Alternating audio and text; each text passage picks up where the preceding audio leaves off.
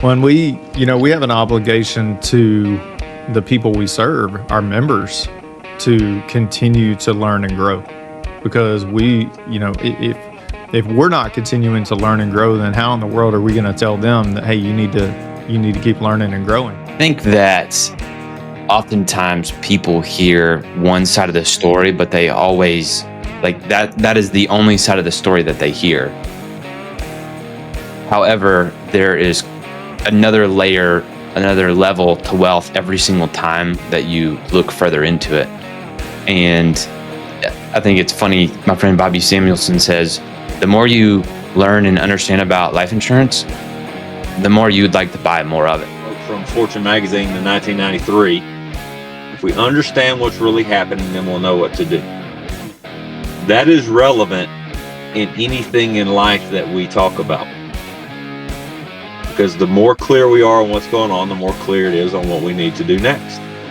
That doesn't matter if we're talking about becoming a master chess player, becoming an elite hitter. Welcome to the Cashflow Legendz podcast with your hosts Nate, Brandon, and Brock.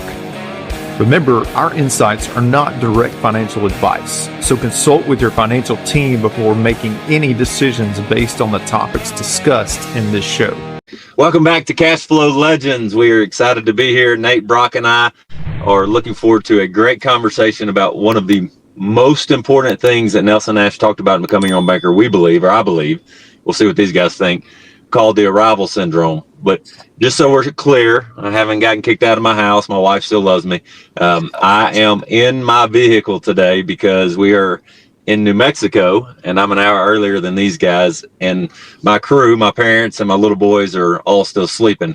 So this was the best I could do, and we're just going to make it work.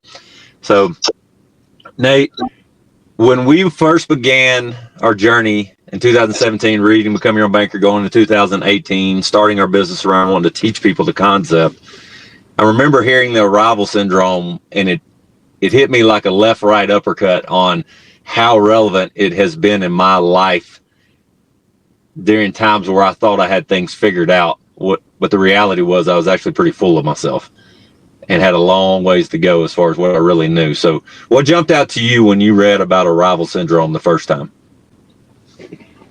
Well, the fact that I was reading about a different financial concept that I knew was completely foreign to the rest of the world and leaning into learning, as I came across this, I was like, oh, I'm actually fighting against it a little bit, which is, that was encouraging to know that I was kind of pressing into something that was different. I was expanding my learning. But if it wasn't for an encounter that I had with a business owner back in 2016, I don't know where I would be today because, I've shared this story before. I was riding in a vehicle with a successful business owner, real estate investor.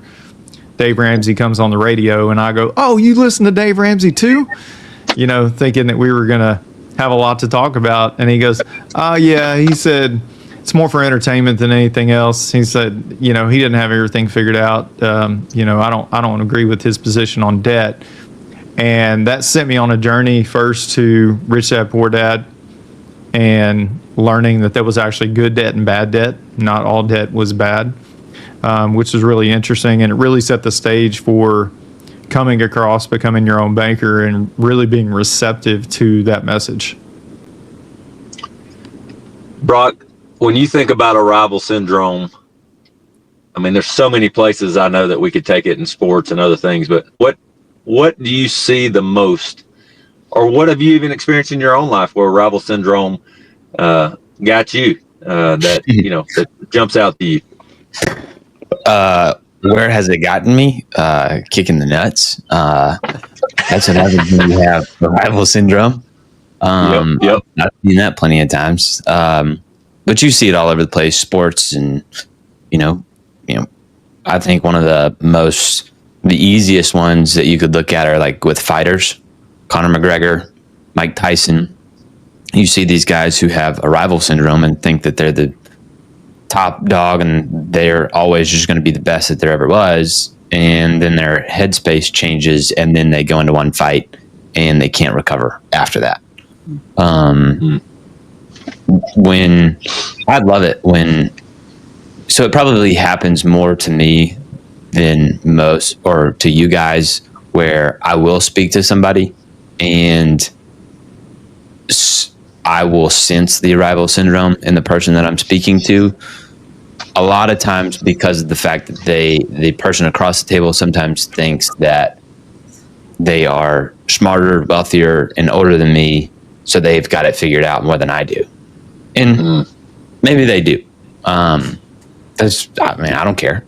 But what I do know is I can ask them questions to help understand where they're at. And what oftentimes happens is there becomes a much greater gap or breakdown of, maybe I haven't arrived. Maybe I'm not where I thought I was. And so I'm in agreement with the book and everybody here talking about, arrival syndrome is not a good thing. And hopefully you never have it. So there's something that Nelson says at the very beginning. He says, when this thing infects us, we stop growing, we stop learning, and an exclamation, at the end of this, he says, we rot, with an exclamation point. We turn off or tune out the ability to receive inspiration because we already, air quotes, knew or know all there is to know. And so a great way to evaluate whether arrival syndrome is going on in our own life is this reality of, do I think I know everything I need to know, which is impossible, or is there always something new that I could learn? So for me, in this topic, in this conversation, it reminds me of one of my favorite stories to tell all the time. And I don't remember where I read it or heard it first, but it's about the newly married couple that husband and wife are sitting there and the wife's cooking a ham in a pot and she cuts off the butt of the ham and the husband goes, why the heck are you cutting off the butt of the ham? And she goes, well, that's what my mom always did. And he goes, well, call your mom and ask her, because that's my favorite part. So she calls her mom and mom says, well, that's what your grandmother always did. Call your grandmother. So he calls her grandmother. She goes, Grandma, why did you always cut off the butt end of the ham before you cooked it in the pot? And she said, because my pot was too small. So a lot of times arrival syndrome is so sneaky that it creeps in over time and becomes these things that we hear said, that's just the way we've always done it. Or we already do that. Or this is as good as it's going to get. I think that's a good point. Often arrival syndrome infects someone because either they haven't asked why or someone hasn't asked them why. And to what Brock was saying, we have the great privilege of sitting across from someone, looking at their situation or hearing their perspective on things and simply asking them why they feel that way, why they are doing certain things. And often it sort of unlocks a new level for them where they're like, I've never even thought about it because I was just doing what I was watching other people do. I was just following the crowd, so to speak. And I say this all the time. A wise man once said, if you want to be successful in life, observe the masses and do the opposite. And the reality is most people are just observing the masses and doing what the masses are doing. Hey, Brock, let's think about this in terms of money real quick and a coin. Let's simplify it. We've got a quarter, and that quarter represents on each side the majority of people's mindset about money. So on one side you got heads, the other side you got tails, and they look at money pretty equally, but from different perspectives. And most of the time where people arrive, myself included, is they get stuck on this illusion of their side of the coin, the head side or the tail side, is the knowledgeable only way. That is the way to do it. So speak on a little bit, Brock, how we figure out that there's actually another piece of that coin that often brings together the heads and the tails sides better than if just staying stuck on one side or the other. That's a good point. And I think oftentimes we forget about the fact that there is three sides to every coin.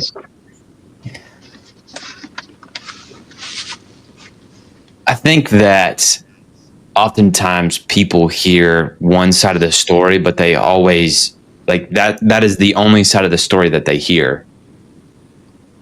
However, there is another layer, another level to wealth every single time that you look further into it.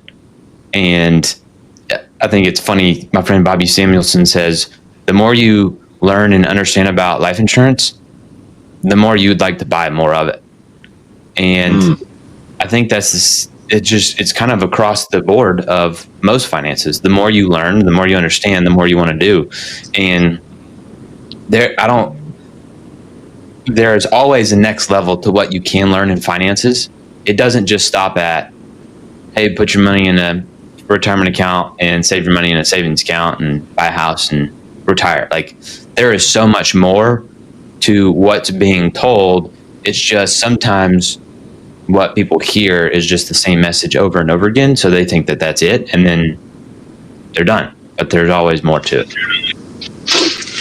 When we have an obligation to the people we serve, our members, to continue to learn and grow, because if we're not continuing to learn and grow, then how in the world are we going to tell them that, hey, you need to keep learning and growing? So we have an obligation and really a level of accountability to the people that we're working with, that we're not going to stay stuck in where we're at, that we're going to continue to expand and learn and find new ways that we can add value to what they're doing. I would agree. I think one of the best things that a client of an advisor should ask their advisors are, where are you going to learn right now? What mastermind groups are you a part of? What coaches do you have? And it amazes me how many don't have a coach or a mentor, that don't go to events outside of what their home office or their corporate holdings is giving them training on, or what they're like learning on their own. Like, it baffles me, because it's easy. Why would they need to think anything else? Just collect the money and you'll be all right. Just listen to the people that give you the money. It amazes me. What both of you guys said that I think intertwines perfectly with how arrival syndrome creeps a lot of times is this reality that and we've heard this said a lot of different ways by many different people, the things that we know, the things that we know we don't know. So I can see it, but I don't really understand it, but I'm aware it's there. And then there's the things that we don't know we don't know. And instead of arriving and thinking, I know everything I need to know about this, there's nothing else new, the opportunity to what I call punch arrival syndrome in the face is, I went from what I know and I leaned into something I knew I didn't know to become better versed in it, which led to more things that I didn't know. And I keep going through that process, and it's a never ending process. And that's what I really have always appreciated about our mentors who knew Nelson.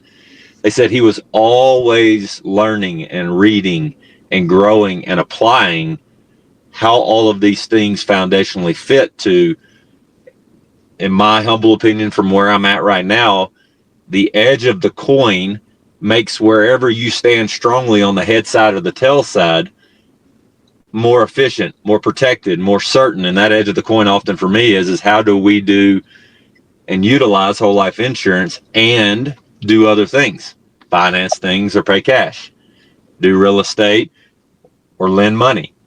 It's not or, it's and. And our good friend Caleb Gilliams does a good job of that in his book, The And Asset. But Brock, you said this a while ago, and this is in this section on arrival syndrome. If we understand what's really happening, we'll know what to do. And that's a quote from Fortune magazine in 1993. If we understand what's really happening, then we'll know what to do.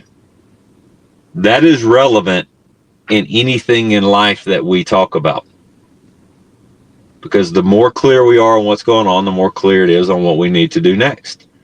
That doesn't matter if we're talking about becoming a master chess player, becoming an elite hitter, if we've been given the gifts and the abilities to do so, becoming a better husband. A part of life is getting better at understanding what's really going on. And what I have seen in our own journey, and I say this, and I don't mean this as a good thing. This breaks my heart. Most men, I'm really speaking on men, take some unwritten oath and sign off that they start dying at 35. Like somewhere right around there. I see it over and over again. But what it really is, Brock, is arrival syndrome. It's as good as it's going to get. You can't teach me anything new. A ho-hum. Is this just all life has to offer? And I just get fired up. I'm like, no, it isn't. The Lord did not create you to start dying at 35. Created you to start living and understanding and sharing and all those things. So I'm going to say this and I'll let y'all chime in. Daniel Boorstin, this is in the Arrival Syndrome, 1914 to 2004. He was a historian and he stated it this way. The greatest obstacle to discovering the shape of the earth, the continents, and the oceans was not ignorance. It was the illusion of knowledge. It was not ignorance. It was the illusion of knowledge. So before we get too high and mighty, where is somewhere where we thought we knew everything that we needed to know? That was an illusion of knowledge instead of, maybe I don't know everything. What can I learn here? I'm putting you guys on the spot. Something recent, something in the last couple years. Obviously, becoming your own banker and whole life insurance is at the top of the list, but what else? I mean, just to be real vulnerable, like almost 23 years of marriage and realizing that, hey, there's some things that I don't know about marriage that maybe I need to lean into and learn a little bit more about. Yep. Brock's not married, so he can't use that one. Nope.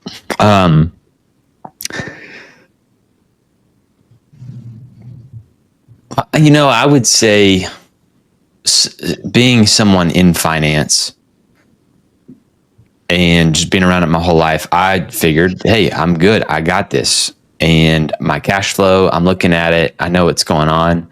But then when I sat down a couple years ago and really started diving deep into currents, what I found was money was getting away from me that I didn't even realize throughout the year because of how much income I was making, what I was spending it on. And by taking a step back and having one of my mentors, Dave Mozico, walk through currents with me and sit down with me to go through this, I found I was leaking things all over the place. And I, the one who's in finance, who's paying attention, air quotes there, to what I have going on, wasn't actually aware as I thought because I didn't have the systems and structures to support me, nor did I go back and review my film, so to say, on what I was actually doing within my own life. It's interesting. Nate and I had, oh, go ahead, Nate. You may be going the same place that I was thinking. But so we created a little quiz for Parkinson's law recently. And so we had an event that we hosted called Pizza and Perspective. It's the second one that we've done. It's just a little meetup for our members and any guests they want to bring, or really anybody who wants to show up and learn and talk. But we had everybody in the room go through that quiz. And when we had everybody share their results, and there were some people in the room that had better results than we did. And so we just kind of fessed up like, hey, you got a better score than we did. Like, so we're recognizing that there's still ways that we can improve even as financial professionals. Yeah, the arrival syndrome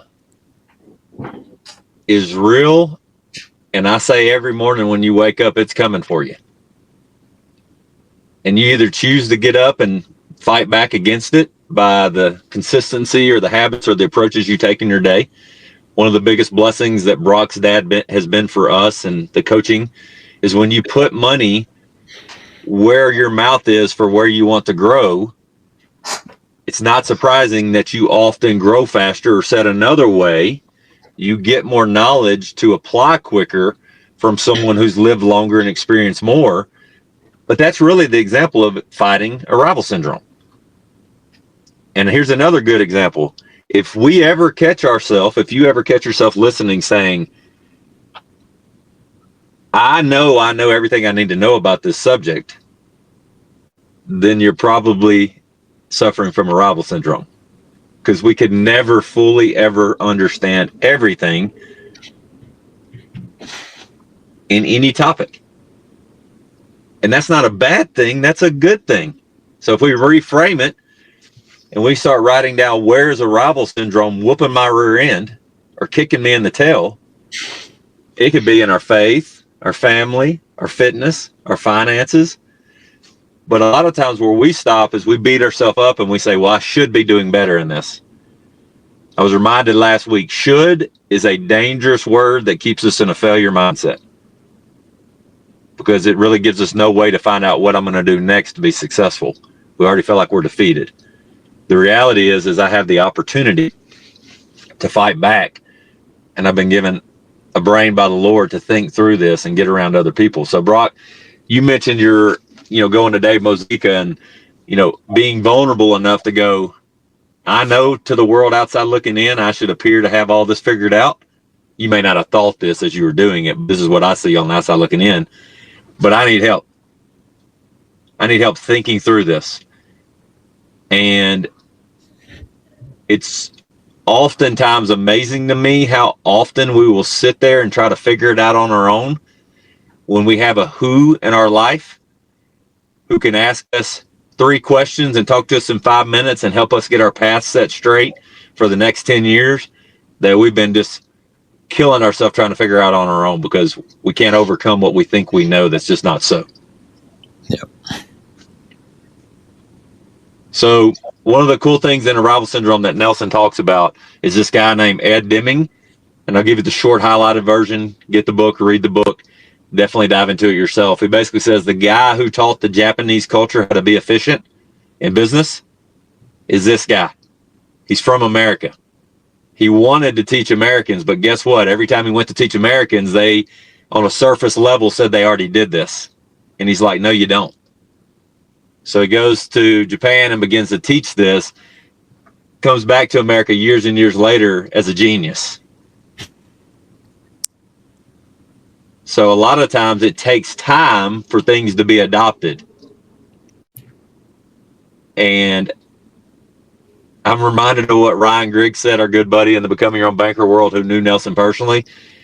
When we speak about whole life, Nate and Brock and I know that it does not matter what we know until the person we're talking to understands that there's something that they don't know about the topic that they want to understand better.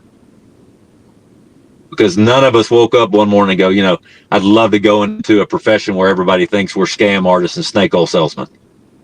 Nobody goes into that profession and gets accused of that, and that's what they want to do every day. So there must be something missing. And I think if we approach all of life like that, this one word that can be used so powerfully and so beneficially is maybe. Maybe there's something that we haven't understood to this point. Maybe there's a piece that I'm missing. Maybe there's something I can study and learn about that I didn't know was out there. And so where is the need for maybe in anyone's life listening? Because I can tell you this, and Nate can speak on it. He spent 23 years married, and he's still recognizing there's things that we can grow in. Same with me, about to be 18 years married in a couple days. The reality is that maybe is a better question than the statement of we already do that. So guys, where maybe one story where someone chose to overcome arrival syndrome recently that y'all have interacted with in a particular area, and maybe emphasize that arrival syndrome is not something you beat once and beat forever. Somewhere that y'all have seen that recently, maybe in one of your members or somebody that you've worked with, and it doesn't even necessarily have to be about money. It could be about anything. Yeah, I think so. Not too long ago, probably a few weeks ago, sitting across from a successful business owner who's done well in real estate as well, and he's wanting to learn more about what I do. And as I started explaining it, he said, well, like if I'm just using like margin leverage on a brokerage account or something like that, isn't that pretty much the same thing? And so I kind of went through the reasons why it is different, and in his eyes, he thought he was doing the absolute best thing he could. Like, he had a system that he was really confident in as far as how he was operating. And once I shared some things about what we do and how whole life insurance is different, he said, what do I need to do to start learning about this? So I think that's, on the surface, he was like, well, I'm kind of already doing that in a way. But then as he leaned in, he realized that, there's actually a whole new world that he hadn't discovered yet. Brock, you got anybody that jumps to mind or anything? Not anybody particular, but it happens a lot with at the events that I speak at, where a financial advisor or somebody who seems to be really wealthy wants to have a conversation about the whole life insurance, or they just put it down but they want to see what's going on. It happens all the time. I'll ask them and I'll start out with just, what do you know so far? And they'll tell me, and we'll have to rearrange some things and talk about some things of why they're different, and they come to a whole new level of learning. I think that those points right there are great reminders for anybody listening, and it's really in alignment with why we do this podcast and why we love to do it. Is what we want to do is always be able to punch arrival syndrome in the face by the things we talk about, the questions we ask, the willingness to learn and grow and be refined in our thinking and never feel like we've arrived. And I don't know about you guys, but I don't ever want to be known as someone that people go, he was so full of himself, he thought he had it all figured out. And that's really what arrival syndrome is. It's the guy who's always caught the bigger fish, who's always gone on the cooler vacation, who's always done things better than you've done them, instead of the humble person that goes, and here's a resounding theme I see in our most successful members, whether the money's caught up to the successful mindset or not, that's a key piece, is they always say things like, to my best knowledge now, or where would you go to learn more about that? Or what books did you read that helped you understand this topic better? Or, hey, you spent a lot of time in this. Tell me where your knowledge is now, and let me combine it with my knowledge, and let's have a conversation a week from now. And it is amazing to me that those people, it's almost like markers of success, whether the success has happened yet or not, it's coming. I can think of the top 3 members as far as wealth goes in our practice right now. They all say those things often. They are so humble in the fact of, I can't be an expert in everything. So I've got to surround myself with people who are experts in different areas, who love to dive into those topics and combine it with my knowledge. One of the best ways to overcome arrival syndrome is to first recognize that it's real. And then second, to build systems around fighting against it daily. Our good friend TylerTott says it this way, and I wrote this in my journal yesterday. When we feel angst or we feel like we've arrived, this feeling occurs of like, it's an unsettled feeling for me. But that's normally a good indicator of we're either not doing something we know we should be doing, or we're doing something we know we shouldn't be doing. Let me give you a very specific example. If I'm watching a Netflix series at night and I busted my hump all week in alignment with the things I know I'm supposed to be doing to punch arrival syndrome in the face related to faith, family, fitness, and finance, I feel no guilt about enjoying that Netflix series. Opposite side of that, if I turn on the Netflix series on Monday and I've done nothing to prepare for my week, I know I'm escaping and arrival syndrome is kicking my butt. But being aware of that then allows us to decide what we're going to do next. We all 3 believe passionately, and guys, I didn't used to believe this. I didn't want to spend money on anything related to growing. Period. So there's hope for everybody if you don't feel like you're growing yet. Brock has alluded to it many times in his 20s that he travels a lot. He goes to different events. He gets in uncomfortable situations because it's inevitable, Brock, where me, you, and Nate end up often if we travel, that there are going to be people in our profession as a whole that do not believe in what we teach, which is going to allow us to have the opportunity to have conversations, like you mentioned earlier, with a financial advisor. I think one of the best ways we can know if we're fighting arrival syndrome is, do I get emotionally charged when I get asked questions, or am I able to have conversations to where I'm not fired up and I'm just asking questions and meeting people where they are? Brock, do you know where your dad got it might be his comment, but he always said that people are always their present day best knowledge or understanding of where they meet us at?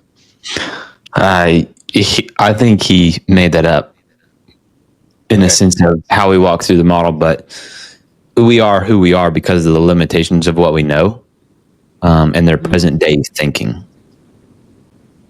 Yes. And the real question that everybody listening or watching that we want to encourage you to ask is